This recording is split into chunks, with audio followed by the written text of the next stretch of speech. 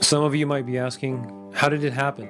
How did he win the presidency? And if you're a Democrat, you might be asking, how did we let this happen? Well, we can go down the list of some of the things that went wrong. Let's start with the virtue signaling and the constant race baiting of the left-leaning liberals. Surprised at the results, but I'm not surprised. As a woman of color, I was so hopeful that a mixed-race woman married to a Jewish guy could be elected president of this country. And I think that it had nothing to do with policy. I think this was a referendum of cultural resentment in this country. What about the lockdown mandates that accelerated hyperinflation? Could it be the state of economic affairs? Maybe it was the dismantling of American traditions. Could it possibly have been that Americans were tired of the constant sexualization of our children? What about the LGBTQ agenda that has been shoved down all our throats? How about the pride promotions, and not just in the month of June, but in nearly every school district across America?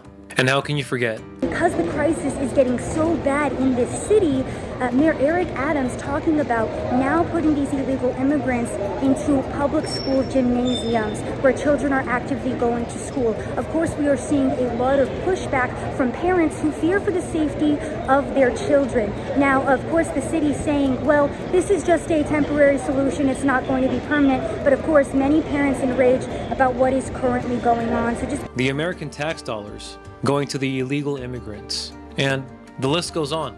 However, that gravy train is over. It's come to a screeching halt. And let's talk about why.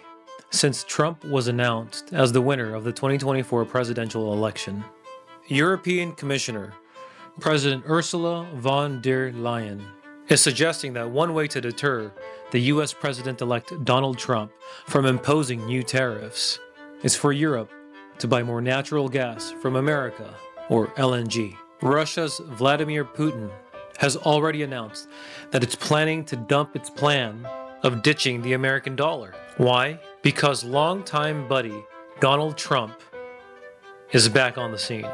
Also, a senior Hamas official has already called for a stop against the Israeli war in the Gaza Strip and a plan to achieve Palestinian statehood in remarks shared with Newsweek in the wake of former President Donald Trump's election victory. And it doesn't end there. A caravan of migrants traveling through Mexico with the hopes of reaching the U.S. has shrunk by half this past Thursday, as many migrants are grappling with the prospect of Donald Trump sitting in the White House and what's to come if they decide to stay. Also, Trump met with Elon Musk to have a phone call conversation with Zelensky, as he has been sounding off the bells on ensuring that the war between Russia and Ukraine ends swiftly.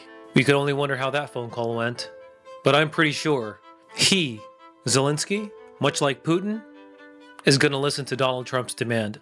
You see, Trump has not even been inaugurated yet, and the healing has already begun.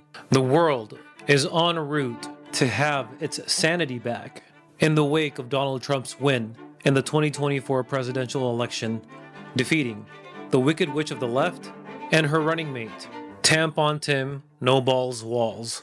And you see, President Trump didn't just win. It was a clean sweep, gaining control of the executive branch, the majority in the Senate, and very shortly, the majority of the House, and also the popular vote. And the shift culturally from nearly every single demographic group, from Latinos to blacks to Asians, white men, black men, you name it. Every ethnicity, men and women. I'm actually starting to believe that Democrat Party was a fucking cult. These people are diehard for some dumb shit. They still trying to negative talk about Trump with this, oh my abortion, taking women's rights. The man is fucking putting it in black and white right in your damn faces, man. It ain't a group of people he fighting for. This man is showing every motherfucking night just in our country, but through the entire world. He's fighting for every American citizen in this country. The man is doing it whether you black, white, or Latino. The man is doing it whether you're a man, a woman, or a child. I see a girl get on here talking about, oh, my child disabled and I ain't gonna be able to pay for it. Come on, man.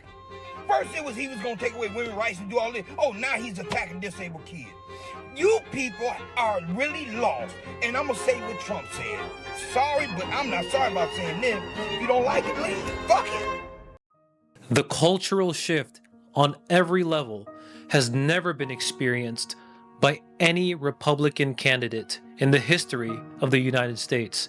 This is by far, in all metrics, the most decisive, sweeping win in our nation's history. This will be talked about in our history books for decades and decades. But you need to understand something. Trump did not just win the presidency. He won the hearts of patriotic Americans who love this country and are proud for what it stands for, and who aren't ashamed of calling themselves American nationalists. And even for those who do not share this sense of national pride as an American, Donald Trump will fight for you too. Because he has something that all of us appreciates, whether you're from the left or whether you're from the right. And that is an increase of American buying power. You may have already seen this, but Bitcoin has increased dramatically. In fact, every metric of the financial sector has already projected an increase, and the guy has not even been inaugurated yet. That might just be the Trump effect. And maybe because he was not a career politician. In fact, no. He's been a career businessman. And right now, he's standing on business. And what's he in the business of? Well, that's very simple. Protecting Americans.